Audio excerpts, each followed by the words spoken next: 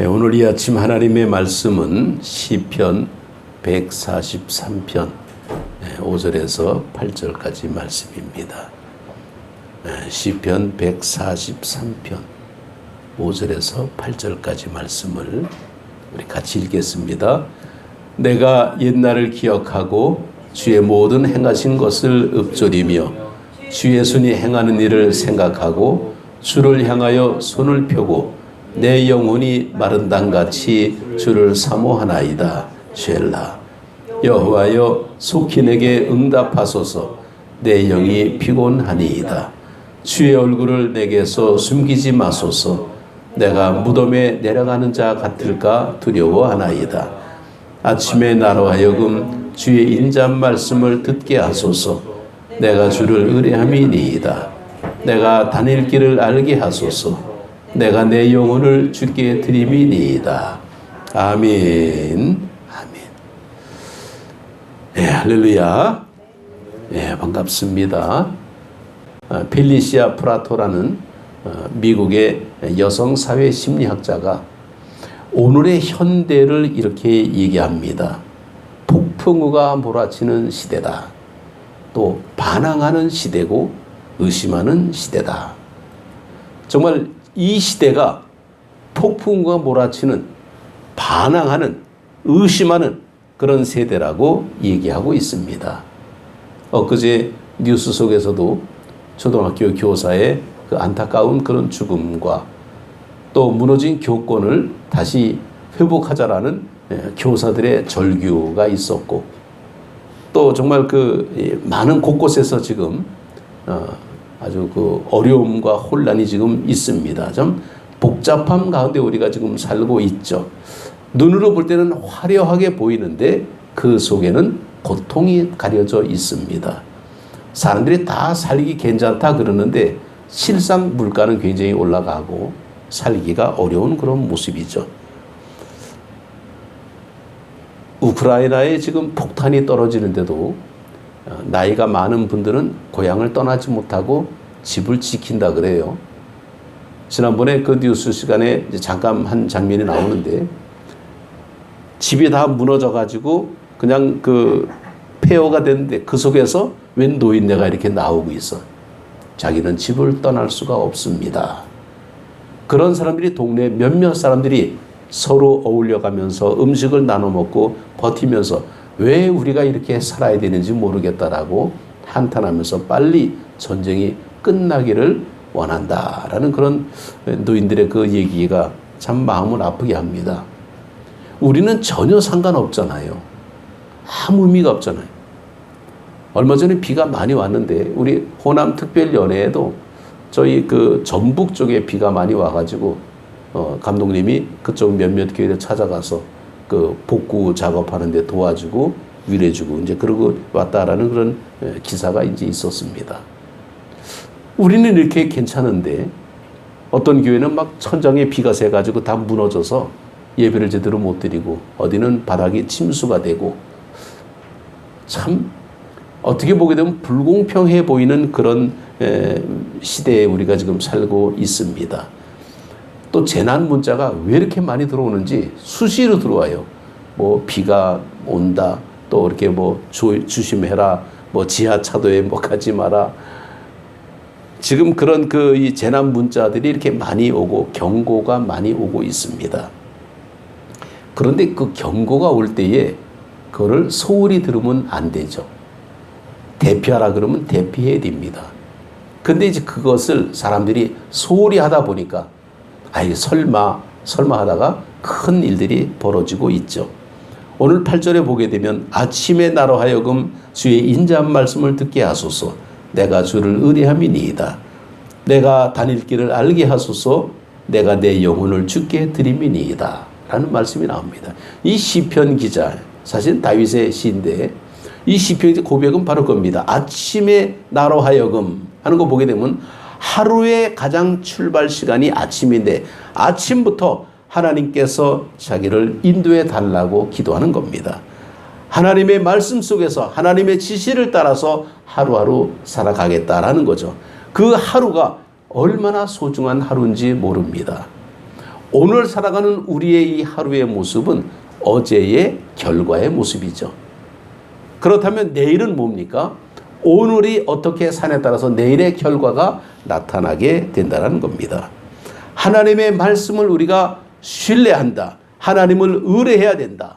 이 의뢰한다라는 이 말의 모습은 바로 이런 뜻이 있습니다. 자기에게 숨는 자를 숨겨줄 수밖에 없다라는 의미가 의뢰한다라는 이런 히브리 말이죠. 그래서 우리는 주께 의뢰하게 되면 주님께서 우리를 품어줄 수밖에 없다라는 것이 의뢰입니다.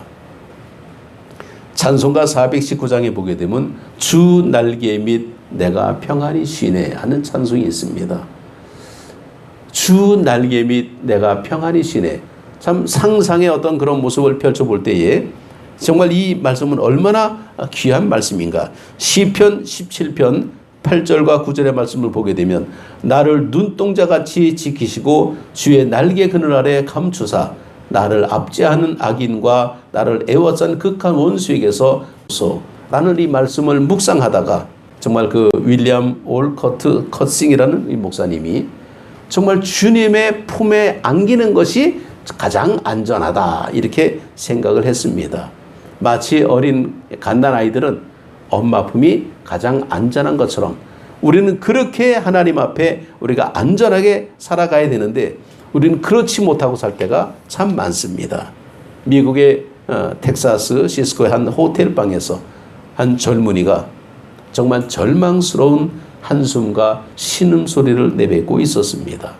탁자에는 수면제로 보이는 하얀색의 알약 수십 개가 널려져 있었고 이거를 먹어야 되냐 말아야 되냐 고민하는 가운데에 갑자기 무릎을 꿇게 됩니다. 그리고는 어릴 적에 어머니가 세상의 모든 사람들이 널 잊어버려도 하나님 널 잊지 않는다. 하나님은 너에게 참 피난처요 요새가 되시다라고 가르쳐 주신 어머니의 말씀이 생각이 났습니다.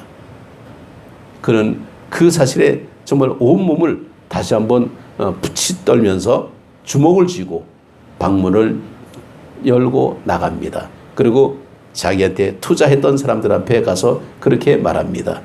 투자자 여러분, 여러분이 투자하신 그 귀한 돈을 다 날리고 부도 위기에 처했습니다.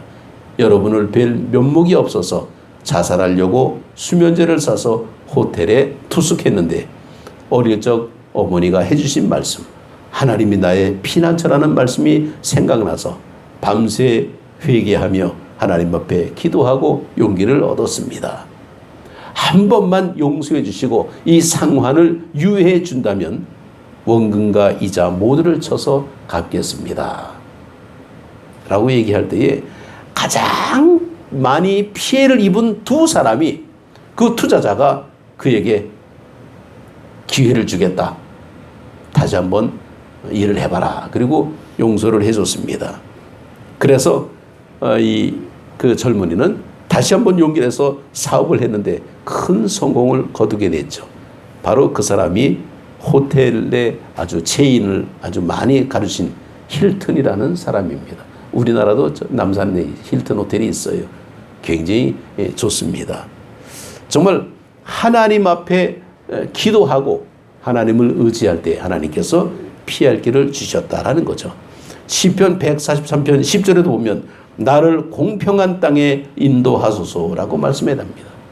인도해 달라라는 것은 따르겠다라는 거죠.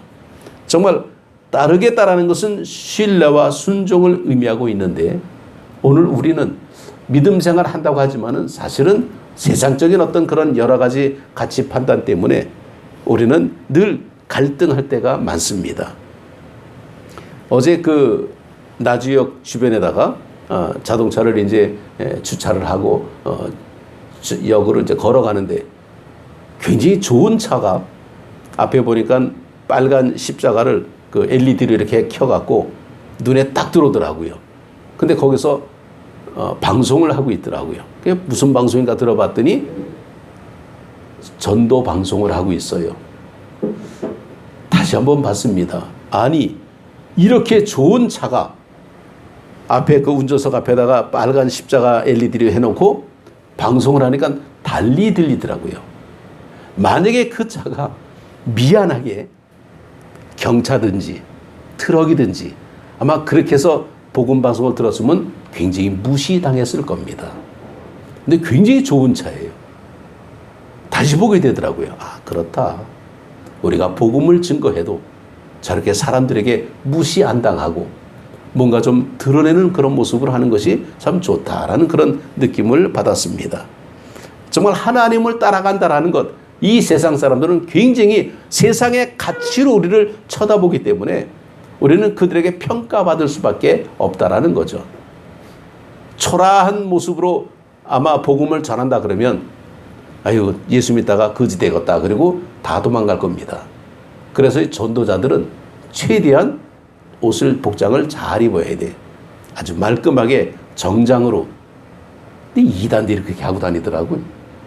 여호와증인들이 그렇고 신천지가 그렇고 아니 이단들이 그냥 쭉쭉 빼고 아주 그냥 전도해갖고 뭐야 하고 보면 이단들이더라고요. 오히려 기성교회 다니는 우리들은 평상복을 입고 전도자들이고 비교가 되고 있어요. 야, 이게 참 순수한 마음이 그대로 전이 돼야 되는데 위장된 모습이 워낙 많다 보니까 세상 사람들은 눈에 보이는 대로 판단하고 있다는 거예요. 그래서 우리는 정말 뭔가 몸조심을 좀 이렇게 좀 잘하면서 우리가 믿음 생활 해야 될 줄 압니다. 이 아브라함이 하나님의 인도를 받고 갈 때에 정말 무조건적인 주의 인도를 따랐습니다. 하나님께서 하란을 떠나서 지시하는 땅으로 가라 할 때 투정을 부리거나 조건을 내걸거나 거역하지 않았습니다. 그냥 말씀에 순종했죠. 그 결과는 우리가 잘 알다시피 믿음의 조상이 됐습니다. 모압 여인 롯도 자기 동서처럼 시어머니 나오미를 버리고 자기 고향으로 돌아가 버렸다면 베들레헴의 갑부 보아스를 만날 수가 없었고 다윗 왕조의 정말 그 조상이 될 수가 없었을 겁니다. 그러나 룻도 끝까지 자기 어머니, 시어머니를 따라 섬겼습니다. 룻기서 1장 16절 17절을 보게 되면 룻이 이르되 내게 어머니를 떠나며 어머니를 따르지 말고 돌아가라 강권하지 마옵소서. 어머니께서 가시는 곳에 나도 가고 어머니께서 머무시는 곳에서 나도 머물겠나이다. 어머니의 백성이 나의 백성이 되고 어머니 하나님이 나의 하나님이 되시리니 어머님이 죽으신 곳에서 나도 죽어 거기 묻힐 것이라. 만일 내가 죽는 일 외에 어머니를 떠나면 여호와께서 내게 벌을 내리시고 더 내리시기를 원하나이다 하는지라 하고 말씀합니다. 참 이방 며느리가 이렇게 시어머니를 따라간다는 게 이게 보통 일입니까? 우리는 여기서 야, 며느리가 참 훌륭한 며느리다. 그걸 보는 것이 아니라 우리가 하나님을 그렇게 따라가야 된다는 것을 찾아야 된다는 거예요. 똑같은 방향을 바라보는데 누구는 사람을 바라보고 있고 누구는 사람 뒤에 있는 하나님을 바라보고 있다는 겁니다. 우리는 좀 더 신앙생활의 모습에서 우리에게 주시는 말씀의 뭔가를 찾아볼 때에 오늘 본문에 나타나는 시인의 고백은 주의 인도를 따르겠다라는 겁니다. 자기 혼자 길을 가게 되면 피곤하죠. 그러나 동행이 있으면 그래도 괜찮습니다. 그리고 동행하는 사람과 뜻이 맞는다면 더 즐거운 여행이 될 것입니다. 시편 기자는 바로 그것을 깨달았습니다. 그래서 주의 인도하심을 따르겠다라고 고백합니다. 하나님의 뜻대로 살기를 원하며 기도할 때에 하나님의 뜻대로 이루어지이다 기도하고 있지만은 사실은 몸은 어떻게 합니까? 자기 뜻대로 하나님의 뜻을 거역할 때가 많습니다.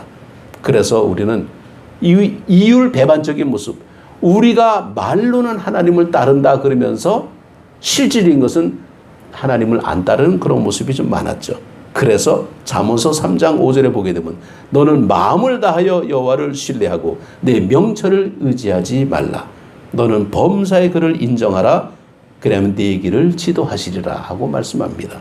마음을 다해서 여호와를 신뢰해야지 필요할 때만 신뢰하고 필요치 않으면 잠시 잊어버리는 그런 모습은 안 된다는 거예요. 무슨 일이 어떻게 일어날지 아무도 장담할 수 없습니다. 우리의 신앙생활은 미래를 모르면서 가는 거예요. 알고 간다면 아마도 선택하는 사람들이 많이 있겠죠. 그거에 뭐 우리가 알고 가면 어떻게 뭐 이렇게 되면 내가 결과가 이렇게 될 것이다. 그러면 아마 굉장히 구름대 같이 정말 오픈런, 문 열자마자 냅다 뛰어가는 명품 찾는 사람들, 이런 모습으로 교회 나온 그런 모습은 없겠죠. 하늘 가는 길이 분명히 있는데 우리는 그 길이 때로는 우리 눈앞에 볼 때는 좁은 길로 보일 때가 많습니다. 그래서 우리는 세상의 이치를 따라서는 안 됩니다. 세상의 이치로 보게 되면 좁은 문처럼 보이는데 하나님의 영광을 바라보게 되면 넓은 문이라는 겁니다. 문이 활짝 조그만 열려있는 게 아닙니다. 활짝 열어놓고 누구든지 오라고 말씀하고 있습니다.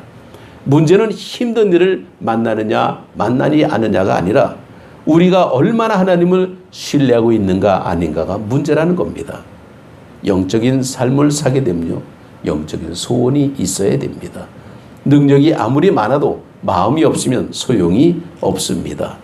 그래서 우리가 믿음 생활 열심히 하겠다라고 마음을 먹게 되면 열심히 하고 싶은 소망이 있어야 돼요. 그 소망을 따라서 흉내라도 내야 됩니다. 처음부터 잘하는 사람이 어디 있겠어요?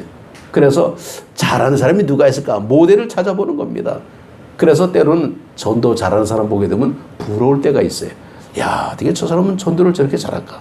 말도 잘하고 하는 것도 정말 멋있게 하고, 이제 그런 부러운 마음이 있으면 나도 흉내를 낼 수가 있어요. 근데 우리는 부러운 게 아니라 너나 잘하세요. 그리고 나하고는 상관이 없어. 뭔가 모르게 그냥 저 사람은 나는 너는 너 길 가고 나는 내 길 간다. 이런 모습으로 가니까 이 뭔가 모르게 좀 정체되는 모습이 참 많습니다. 이 돈 버는 사람도 그래요. 장사하는 사람이 그냥 적당히 벌어서 살면 되지 뭐, 그런 사람은 망합니다. 돈을 벌려면요 지독하게 벌어야 돼. 그래야 사업에 성공합니다.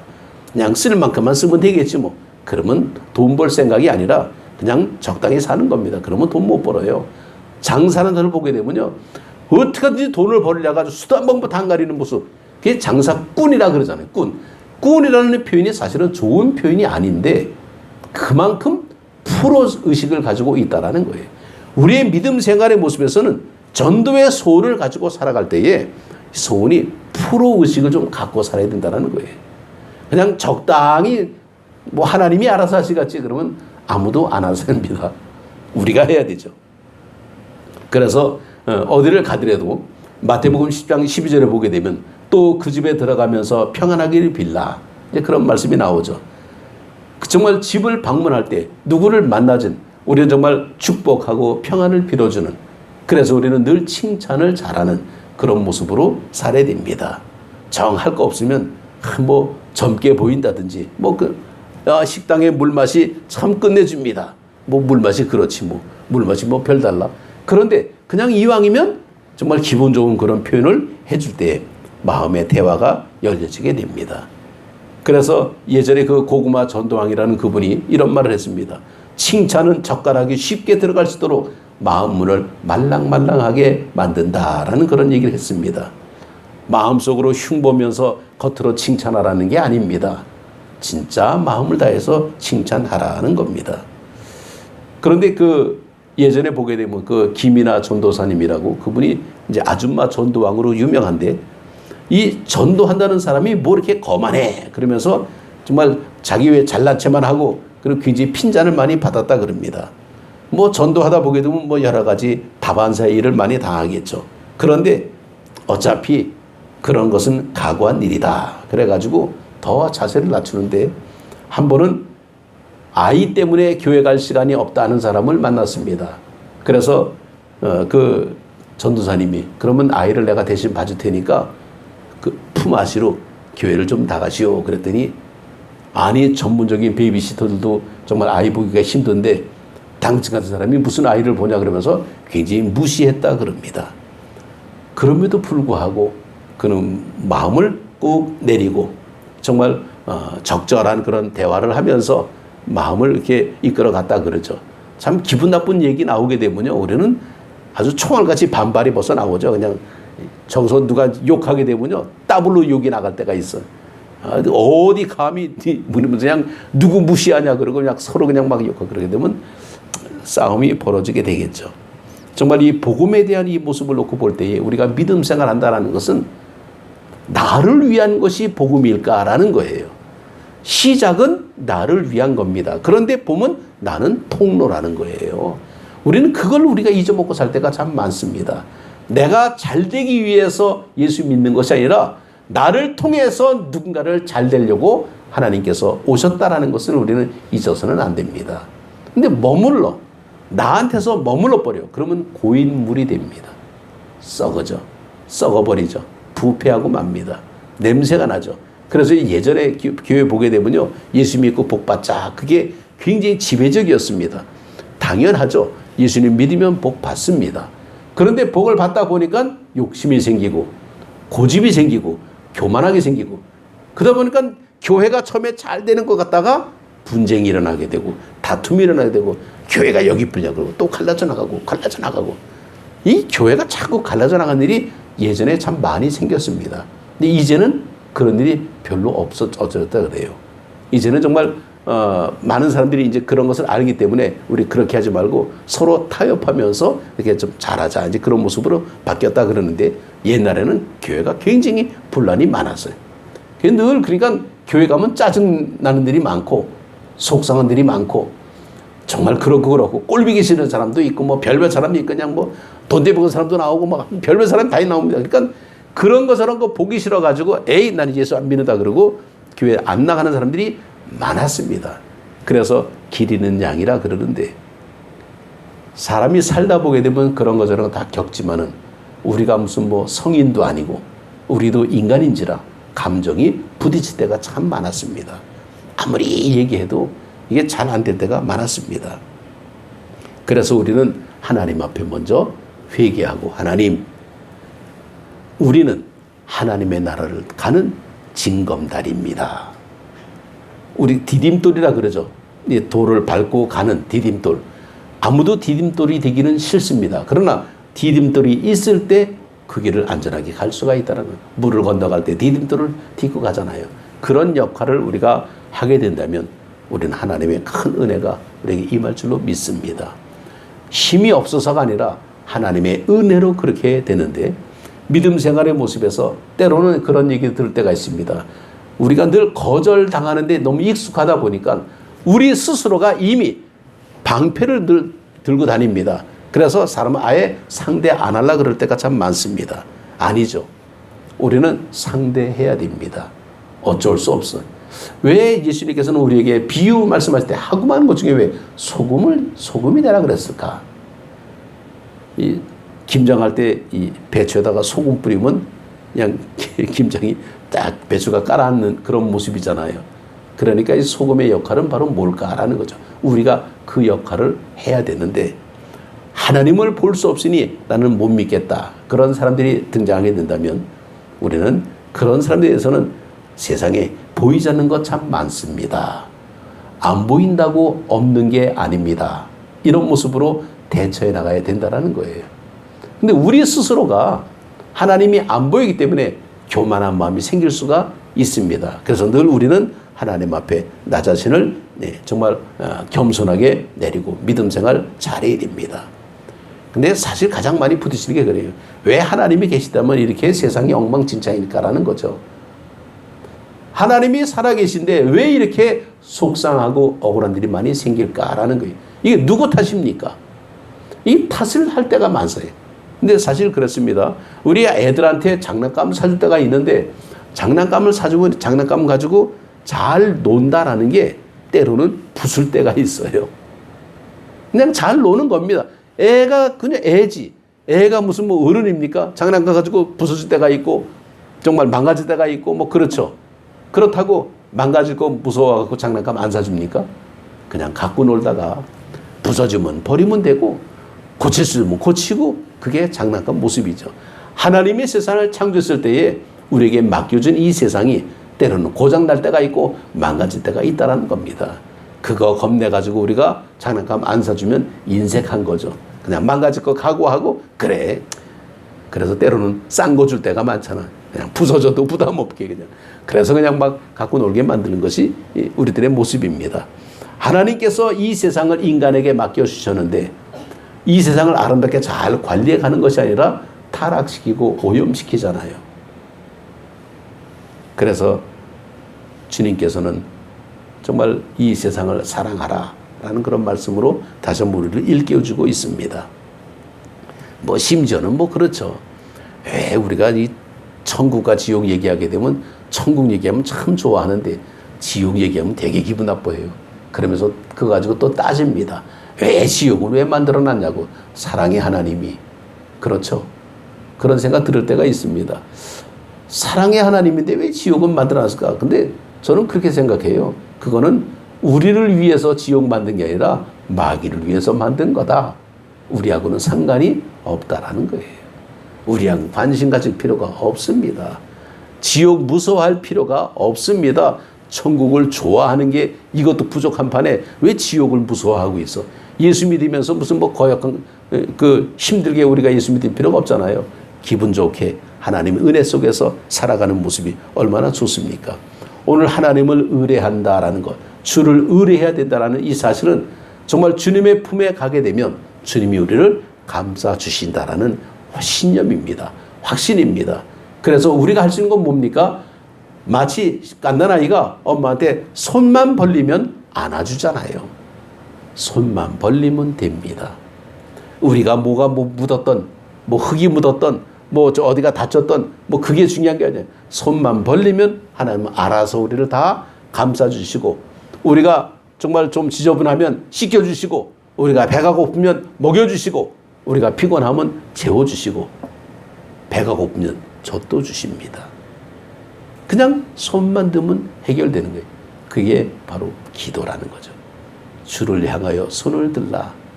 하나님 앞에 기도하면 하나님께서 우리의 모든 것을 알고 계시기 때문에. 그런데 때로는 무기력하게 우리가 해야 될 일을 하지 아니하고 하나님 앞에 기도만 하고 있으면 안 된다는 겁니다.